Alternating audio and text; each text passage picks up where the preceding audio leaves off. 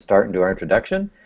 I want to welcome everybody to Hang Out with a Hero. My name is Dave Murrow, the Director of Church for Men and a member of the NCMM Board of Directors.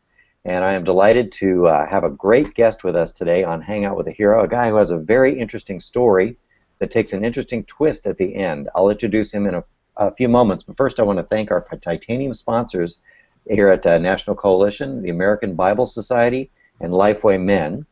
And Jeff, we've also got a couple of movie sponsors, don't we? Yes, we do. We've got have you got the popcorn ready? We're going to do a movie that's in theaters on October 16th called Woodlawn. What's that about? Woodlawn is a true story about an African-American football player named Tony Nathan. He was actually the first black player at the University of Alabama, but it really was set in the 70s when you had that Jesus movement. Remember that, David? You probably were there. Yeah, I was a part of that. I survived that. Yeah, that's right. So it's that time, and actually the movie producers, interestingly enough, had the Irwin brothers are producing it, and it was their dad that went and evangelized the entire football team that Tony Nathan was on, and so then you see the transformation. So it's a cool movie. It's a great story, and I think people really like it. All right. Well, the other movie we're talking about, and our guest will be able to shed a lot of light on that one, is a movie that opens October 8th, one-day Fathom event called Finding Noah, and that's what my guest is going to talk about today. Let me introduce him to you real quick. I am going to be talking today with Kevin DeVries, who is an entrepreneur, explorer, author, and adventurer, international speaker, and loving father of two from Grand Rapids, Michigan. He climbed Mount Ararat 5 times. He joined Arc Search LLC in 2009 as the lead mountaineer, and he served as a director and consultant for several faith-based nonprofit organizations. Now, why do you go up Mount Ararat? You go up to find Noah's Ark, and we're going to talk to him today about his 5 trips up the mountain and to find to discover what he really found on the mountain. So, I want to introduce to you now our guest, Kevin DeVries. Kevin, so glad you could be with us today on Hang Out with a Hero. It's great. Thank you very much. All right. So tell me a little bit about your mountaineering and why does a guy go up Mount Ararat? When you went up there, were you honestly trying to find the Ark, or what was your goal in climbing this mountain so many times? Right. Well, it all happened with an Associated Press story that ran in 2009, and I happened to see it. It wasn't supposed to run. It was about a Liberty professor that was going to go and look for Noah's Ark on top of Mount Ararat, and I thought, wow, this would really be something I could use all my skills towards, because at that point I'd already climbed 5 of the continental summits, had skied to the North Pole, and I knew that most of the gentlemen that were involved were scientists, and they also were predominantly from the South. So I knew that the whole concept of ice and altitude, I knew that they didn't know what they were getting into, and so a couple things happened, and they were going to invite me, and then it didn't work out, and then within 30 days of departure, they called back and said, you know what, we think we have a place for you. So I would say the first 3 years, David, I really felt like we had some really solid, credible technical witnesses that were leading us to believe that there was a structure on top of the mountain. The last 2 years, the script actually got flipped on me a little bit. I'm not so sure if I had a whole lot to do with it. I think there were some larger, greater powers, if you will, that were moving the script a different direction, but it became more about the inward journey. Okay. Well, let's hold off. Yeah, let's hold off on that for a minute. We want to talk about that in the second half of our interview. But I do need to jump in here. I apologize. I didn't mention to you, those of you who are listening and watching online, there is a chat feature on the right-hand side of your window. If you have any questions for me or for Kevin, please just type your questions in there. I'll relay them to Kevin, and we'll be glad to answer those, especially if any of you have ever been over in Turkey or have climbed Mount Ararat or anything like that. We'd definitely love to hear from you. There's also a poll. If you click on the link that says poll, you can take our poll, online poll. We'll be announcing the results of that at the end of our webinar today. So anyway, back to you, Kevin. Sorry for that interruption. So you climbed the mountain 5 times. Now, why does a guy do that to himself? I understand Ararat is one of the most technically challenging mountains on Earth. The weather, the ice, the snow. You guys had some real adventures up there. Tell me about those. Yeah, it's a unique formation. I mean, it's a 40-kilometer base, so you've got this big gargantuan mountain that has its own electrical storms that it creates. I've climbed all over the world, but there's something unique about that mountain. It almost feels like a living beast. In fact, it takes a major character role in the movie itself. It's sulfuric, so you've got this sulfuric smell that's kind of misting around, and you can smell it. So it's almost as if the mountain itself is breathing. It's alive. You feel like you're actually treading on a beast, if you will. But it was an incredible process to get up to the top of the mountain. It's 17,000 feet, so you've got about 60% less oxygen at the top than you do have at sea level. So everything you're doing, it takes so much longer to do, and you're seeing things that you shouldn't normally see. I went up there one year with a guy. We went up too quick. The timeline got crunched, and he thought there was a bunch of other yellow tents around because we always use yellow North Face tents. And I looked at him, I was like, I hate to break this to you, but those are actually yellow rocks. And he was just adamant, no, these are tents. I didn't realize that we were going to be, one of many people up here. I says, trust me, we're the only people up here. So it plays on your mind. We were using running chainsaws. We're excavating holes that go down to 35 feet. And you've got guys with running chainsaws that are fainting because the oxygen is just, it's not there. Birds are flying around as if they look like they're drunk, like they're inebriated. So a wild environment, electrical storms, your hair just feels like it's full of bees, that buzzing activity. One particular episode we had literally wiped out our entire camp in 2009, ripped about half of our tents in half, hurricane force winds. So we went up there because we believed that there was technical witnesses that were leading us to believe that there was an anomaly on top of the mountain. I'm using that word very carefully. So you have a remote sensory expert that's telling us, and he's been saying this for about 2 decades, and we finally were able to get the permits to pursue this, but he's saying that it looked like as if some structure had been dropped on top of the mountain. It's not organic to the mountain. It shouldn't be there. He's an atheist, so he has nothing really in his lexicon that really lends itself to this. So he's basically coming at it from an angle of, I don't know what it is, and I'm not really going to be the guy to find it out. I'm not going to be the boots in the ground, but I'm telling you, there's a structure there. It's buried under about 40 to 60 to 80 feet of ice, depending on which area of the Eastern Plateau you're looking at. And somebody needs to get boots in the ground and do some ground-penetrating radar to ascertain what actually this anomaly is. So over the course of those next ensuing years, excuse me, we went to the mountain and brought up ground-penetrating radar. The last year we brought our largest unit. It was 100 megawatt ground-penetrating radar, and we brought that and scanned it over the size of a football field. Wow. And drilled like crazy. We made Swiss cheese out of the mountain. We pocked so many holes into that thing over the course of those years. Took core samples, so we drilled a couple of hundred holes. We did a couple hundred ground-penetrating radar scans, and interestingly enough, many of the anomalies that we were seeing under the ice from the ground-penetrating radar had the peculiar dimensions of Noah's Ark, the biblical Noah's Ark. So you can see the collision of all these technical witnesses. Sure.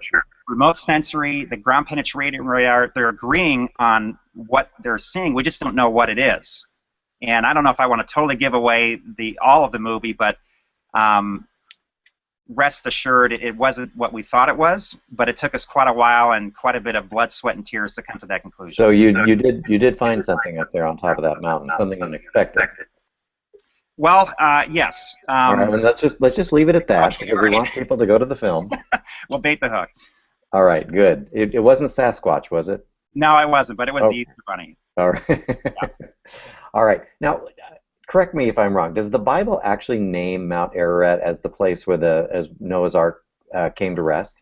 Well, it's the plural form, so the mountains of Ararat, and I think a lot of the logic lends itself to be that if you're going to pick a mountain in the area or the region, it would make sense to pick the tallest mountain in the region, which happens to be Mount Ararat.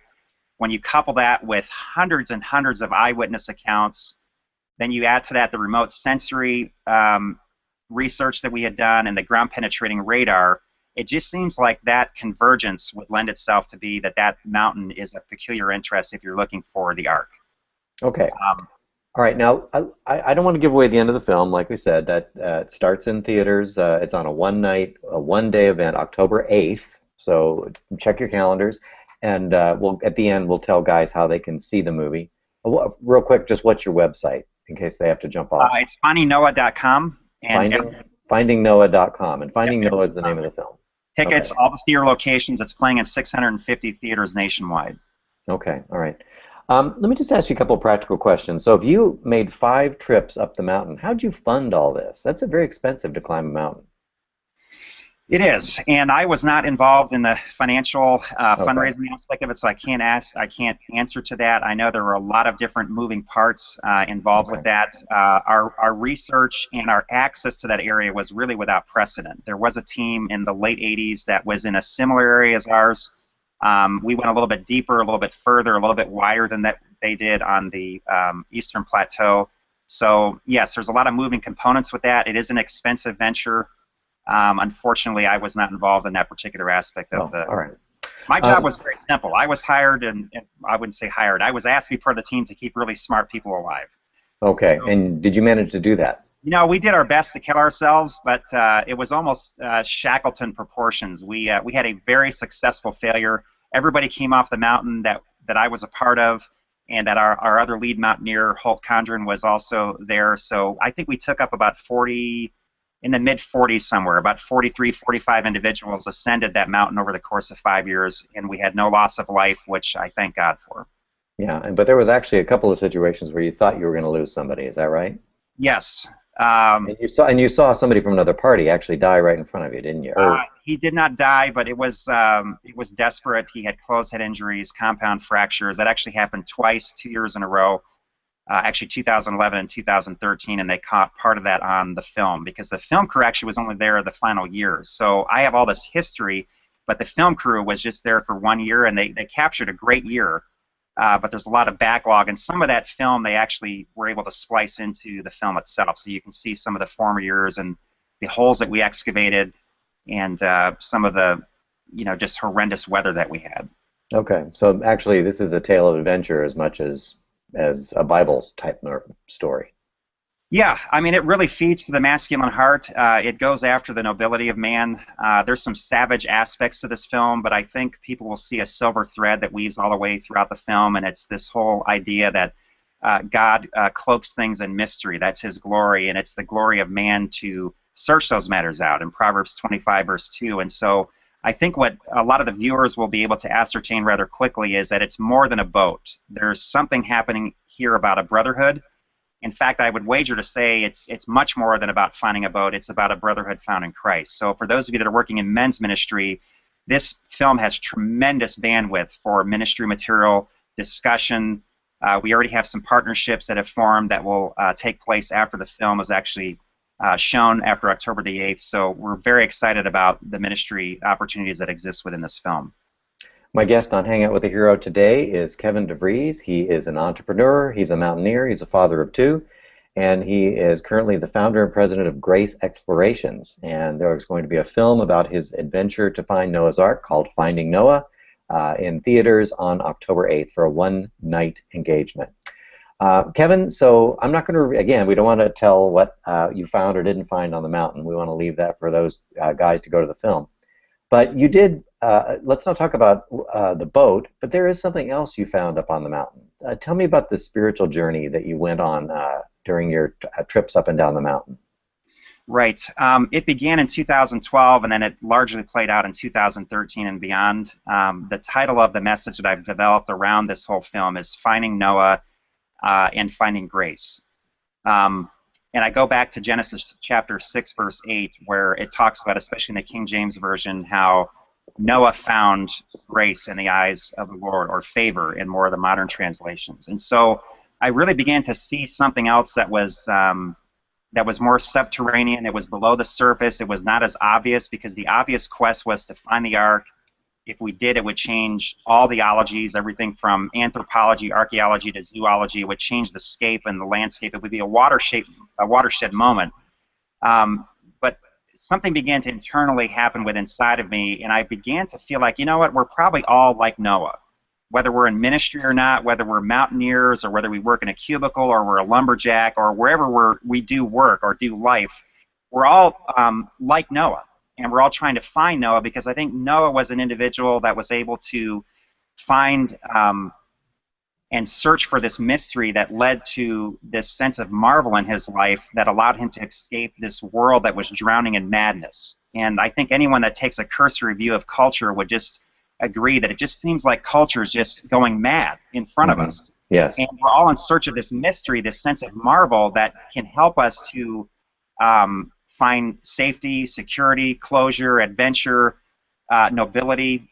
I guess in one way you could say the ark is more emblematic of the body of Christ, or Christ himself, where the door of himself opens up, and through his wounds we come and participate in fellowship with him, and he is the ark of our salvation. We know that from the Apostle Peter as well. So for me, the narrative changed dramatically, especially in 2013, and it became more about finding this grace figure, which for me, in a poetic vision, was very similar to what Solomon had with Lady Wisdom in the first 9 chapters of Proverbs, where I think Solomon was getting to the point where he couldn't just talk about wisdom anymore. He had to do something to make it foreign, but at the same time make it also very real. And so he took all those attributes of wisdom and personified those in a true and mythic container, a maiden form, if you will, of Lady Wisdom. And I felt like the same thing happened with grace.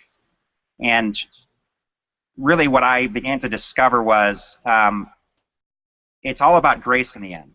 So one of the lines that I keep saying is, I sought for the ark, or I looked for the ark, but I found the face of God instead. And what I mean by that is, and I know that that sounds rather, perhaps there's a tremendous amount of hubris in that statement, or pride, but I really mean to say what that statement is. I found the most beautiful face or attribute that I think God embodies, which is grace. So if love is a mountain, I think the peak of that mountain is grace. And love, I believe, as well, is really the mountain that conquers us as we climb towards God. So I'm climbing this mountain. I think in many ways we're all like Noah. We're all these mythic mountaineers, if you will. We're climbing this mountain. The Turkish people call the mountain Agri Dağ, which is the painful mountain. So we're ascending this mountain of pain to discover in many ways our purpose. And I had this sense of, when I was climbing, this poetic vision just kept unfolding, and it felt as if like we were all these mythic mountaineers. We were exiled kings. We were literally and figuratively and poetically in a country not our own. So we're in this foreign country. We feel a sense of exile. We feel a sense of disconnect, where we're trying to get back to the heart of the matter, or our own hearts, if you will. And in the process of that, we're experiencing this pain. But then this tremendous paradox takes place, where we begin to realize that our purpose is embedded in our pain. It's encrypted, if you will. So then everything just spun around for me, and all of a sudden I began to look at the mountain differently. I looked at it as a physical embodiment of an interior journey that I was already on. Mm-hmm. And for me, you asked me yesterday, we did kind of a warm-up to this, and you asked me, well, what did you find? Don't answer the other question. Don't give away the movie. What did you find? I can answer it in 2 words. I found home, and I found healing, which is also descriptive of the ministry that I just started, Grace Explorations, which is basically a spiritual guide service to help wandering and wounded warriors find home and healing in Christ. And so for me, I had levels of trauma in my life that would take too long to dissect, but I was desperate to find 2 things, and I think the mountain provided a template for this, and the film was a way to put this on a silver screen. But for me personally, it was about finding home and finding healing. And what I mean by that is, the first part of home is, I had confused my whole life to think that the house I lived in was my home. And that house is simply a tent. Home is where your heart lives. Home is actually your heart. So I began to try and find a certain process that I could find home. And for me, and I know this is going to be a little bit radical for those of you that are listening, and I don't recommend it for everybody. And I did. All right, yeah, guys, now you need to brace yourselves for this next sentence. I know where we're going because of our pre-interview. All right, Kevin, lay it out. Lay it out. Well, here's the deal. So I come off the mountain in 2013, and just the sense of, wow, there's a lot of disconnect here, and just trying to have a whole bunch of dots that need to be connected. And so a perfect storm happened, both economic, spiritual, emotional, that led me to the point where I made a decision, and it was my decision. Most of it was fueled by desperation and despair, to live in my truck. So that's kind of a big statement, having living in Michigan, to come to that conclusion. But I did it for this. There's many reasons for it, but the primary reason I want to communicate today is I was desperate to find the place where I could live in the present. It seemed like my whole life I was always regretting the past. I was a minister for 10 years, ordained in a particular denomination, and was also national consultant. So I can do ministry talk, I can do church speak. I know Christianese really well, but all this layers and layers of regret, and when I looked back on ministry, it just felt like a lot of ministry for me was just a way to medicate my own self-hatred.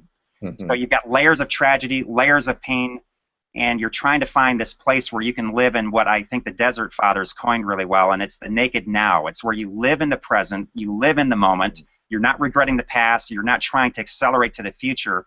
And so I basically looked at a whole bunch of transcendent individuals, guys like Joseph, who found his breaking point in prison, guys like Dietrich Bonhoeffer and the Apostle Paul, John Bunyan, who had these incredible works that we read and that we preach from, and all of those guys had one thing in common. They found grace, they found bottom in prison, and they found that wherever they went, grace was already there before them.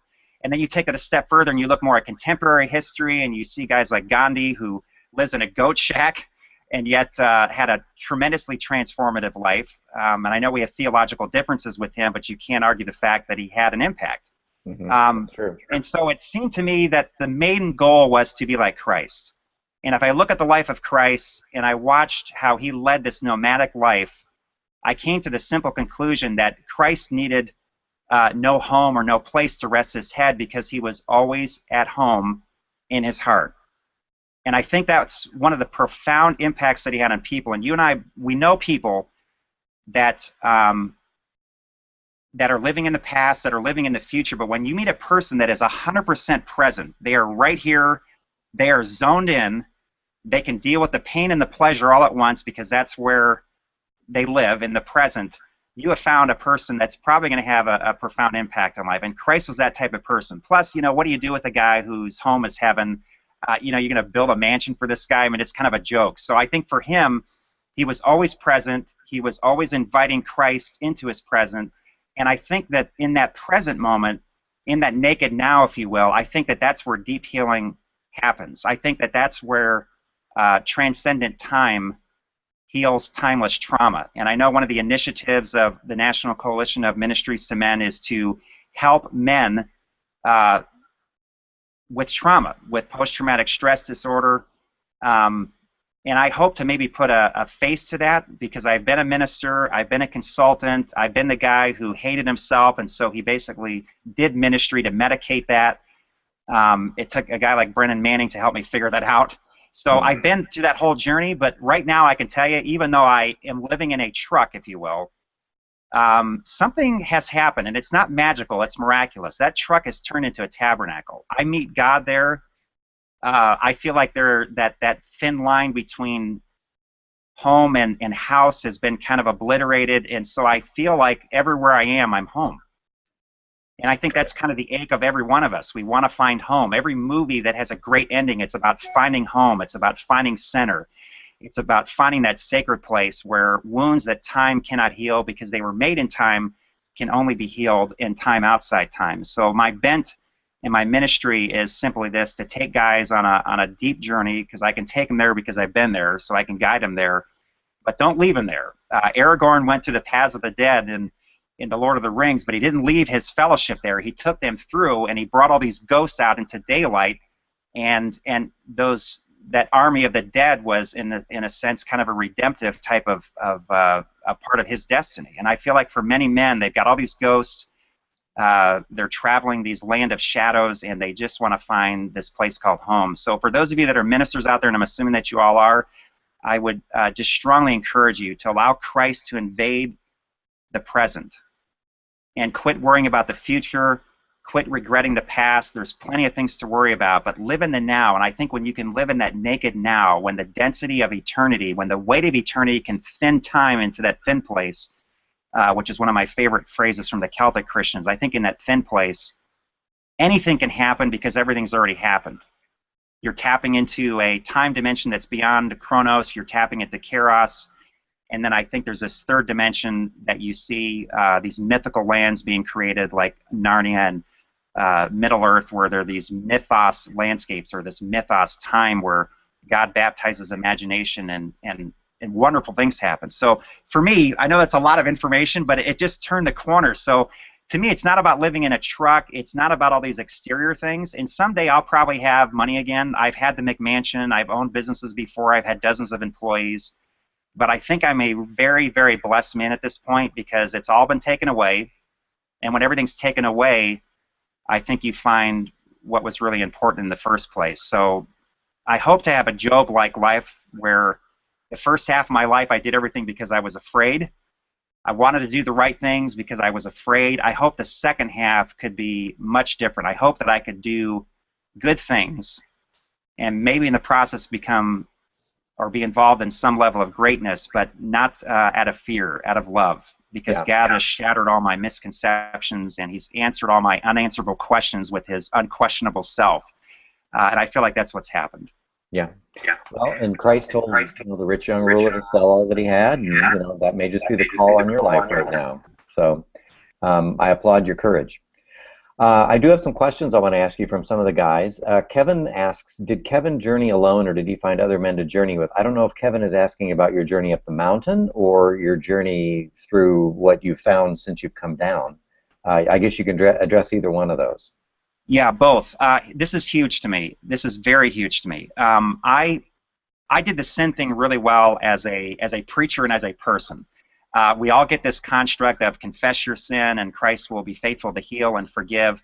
But there's this other construct that I didn't understand even when I was in ministry, and it's this idea of community. It's this idea of going back to the book of James and of confessing your sins one to another, where you develop this royal priesthood. Not that these people can forgive you because their blood can't atone for anything. That's Christ on Calvary. His blood can forgive. But there's something that happens when you join this brotherhood and you do life together and you walk into these rooms of grace and you tell your story, the good, the bad, and the ugly, and you share all those things. And when you start journeying with these men and they start hearing your story and you start owning your story, something miraculous happens. All of the shame just starts coming off. And so you can talk about living in a truck and it's not shameful because there's actually something transcendent that's happening there. You can talk about going through bankruptcy or through divorce or loneliness or depression or ministry burnout, and there's no shame attached to it because there's something transcendent that's happening. There's something that's being redeemed. Guilt is good. I think shame is bad. Guilt says you've done something bad. Shame says you are bad. And for way too many years, I felt like I was defined by my failures. And I just want everyone to know that's listening that you're greater than your wounds, and ministry will give you a lot of wounds.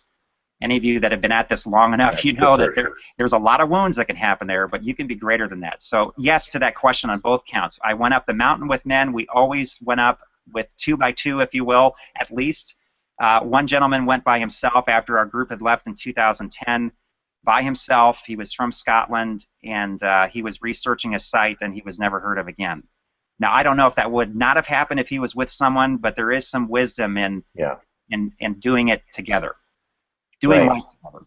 Yeah, good. Hey, Jeff Abramovitz, are you there? Are you on the line? Speak to me, Jeff. I'm here. How's our poll going? Have we gotten any responses? I did a couple. One I asked about if they thought it was the Ark, and 50% said no, and 50% said they weren't sure. Okay, all right. And did you do another poll? Yeah, one was, would you go on a trip to try to find Noah's Ark? And 100% said no. So I think, Kevin, you're in good company with the team you had. Kevin, you're alone, yeah. All right. Let's finish our interview with Kevin DeVries. Just some details about the movie. So you said in the fifth and final year, you had a film crew come up. Who's the crew with? Are they a Christian film crew? Was it a secular crew? What was it? They were believers, and I'm very happy to say that because we were a little nervous. Film coming out of Hollywood, which is not known to be pro-faith.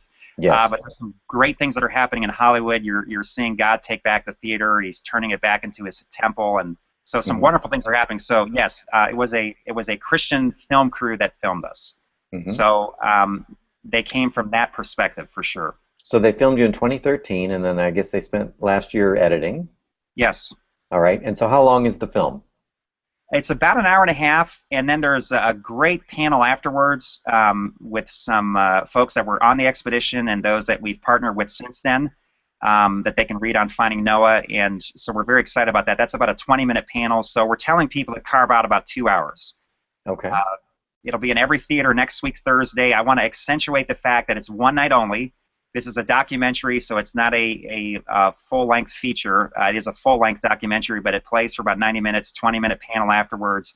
About 650 theater locations next week, Thursday, October the 8th at 7 p.m., whatever their local time is. Okay. I just want to add that extra piece that Kevin was talking about was held by Bob Lapine and Dennis Rainey of Family Life, so they did a good job, and they got 2 pros to do that extra piece. It's very interesting. Okay, and we also want to stress that Russell Crowe is not in this film, right? Right. And there are no rock people or any of that stuff. No, it's not Transformers meets Christ. All right, cool. Well, the name of the film is Finding Noah. We have a one-day event next Thursday, October 8th. It's going to be in how many theaters? 600? It's about 630 some odd. I think they were shooting for 650, but I think the accurate number is somewhere in the 630 range. Okay, well, if you want to see a great film and you want to support Christian films, please get some guys together next Thursday night, go out to the movies, and watch this film, enjoy the discussion afterwards, and then just see what God does. Because obviously, hearing Kevin's story, it's going to be much more than an adventure story about climbing a mountain. It's going to be, I think you can really parlay this into a discussion of some of the more important issues that men are struggling with, the mountains they face, and topics such as, isolation. And I mean, it's just going to bring up so many things that we as men's ministers deal with every day when we're working with our men. And if you really hear from God and Holy Spirit, and I think He'll use that. I want to mention also today, if you are interested in attending Reload, today is your last day to sign up at a discount. We have an early bird discount that ends at midnight tonight on September 30th. So if you've never been to the Reload conference, oh my goodness, you have missed it. It is the world's largest gathering of Christian men's leaders. And this year, we are going to be at Golden, Colorado. We're meeting at a church called Flatirons Church, which is a church that is absolutely sold out on reaching men. To tell you how bad this church has got it for men, the pastor wrote a book called Grow a Pair. So they are very bold about going after the male of the species. And we'll actually be hearing from that pastor and some of the innovative ministries they do with men to break them down and get them to the point where they'll actually talk about the real stuff in their lives. So I got some other questions here, or just comments here. I guess Kevin has seen the film. He said, this is a great film, so well done. Jose says this is a great film. I don't know if these guys have seen it. Aaron Judkins, hello, my fellow Mount Ararat explorer. Do you know Aaron? Oh, yeah, I know all those 3 guys. Great guys. Okay, so it sounds like you're being photobombed, or I don't know what you got, stalked on the air here. But listen, Kevin, it has really been a pleasure to have you on Hangout with the Hero today. I loved hearing your story, both the adventure story on the mountain, but even more importantly, the inner work that Christ has done in your life since coming down the mountain. I really appreciate your honesty and your willingness to be present with us today on Hangout with a Hero and just share your story. So thank you so much. Thank you. All right. And before we sign off, once again, I do want to thank our titanium sponsors that make these possible, and our big sponsors of NCMM, the American Bible Society, who just came out with the Men's Bible a couple of years ago. Now, Jeff, it wasn't the Men's Bible their fastest selling Bible right out of the blocks ever? Fastest men's Bible, I think. I mean, fastest specialty Bible or something like that. Fastest specialty Bible ever. They came up with the Men's Bible. Like, men don't read the Bible, right? So they come out with this Men's Bible through NCMM, and there's a lot of devotional material that some of you guys, I provided a devotion, and some other guys from NCMM. Well, this darn thing went crazy. It sold like 10,000 units in the first month or something. So when people say men don't read the Bible, baloney. Men love the Bible, and this Men's Bible is a great tool if you want to put it in the hands of your men, and that's from the American Bible Society. And also, we really want to thank Lifeway Men, which has been a huge sponsor of NCMM. Lifeway has lots of really good resources for men if you're looking for men's videos, discussion starters, etc. So check out Lifeway Men. I don't know when our next hangout is going to be. Do we have another one planned, Jeff? No, we're going to look probably sometime after Reload, and we can get a lineup of some good speakers from there. Yeah, we might even try to do a live one from Reload. There's so many great stories to be told there. So many guys doing amazing work with men. If you know of a men's ministry that has a great story to tell, something that's innovative, something that's unusual, something that involves staying in your truck, for example. Please let us. Try this at home. Please let us know. We want it. We really want Hangout with the Hero to be the kind of thing. You know, it's not a victory lap for the old guys. It's really, we want it as a laboratory and an exposure for new ideas, for new things that God is doing. And you know, we want to present both the old and new wineskins on this show. So, Jeff, is that it? Are we done? I think we are done. Okay. Well, thanks again for joining us, Kevin. Thank you one more time, and we will see you next time on Hangout with a Hero. Thank you. All right, we are stopped. Are we clear? We're it. Yeah, do you think Google recorded it for us? I hope so. It was good. Okay. Yeah. Kevin, thank you very much for your candor. That was wonderful. Yeah, thanks. The time to just dissect that. I just hope it's an extended cab. That's all I can think. It's not one of those little Rangers. No, it's got to be a full-size truck, right? Yeah. You know, it's kind of like, I didn't have a chance to say this, but it's kind of like when you're a little kid, you know, you're a boy, no one dreams of just getting stuck in a cubicle somewhere. We always think about doing something really significant, and and that's a wonderful ambition to do that, but when you pray dangerous prayers, like asking God to pour glory gasoline all over you and have you, give you a transcendent message, you have to be prepared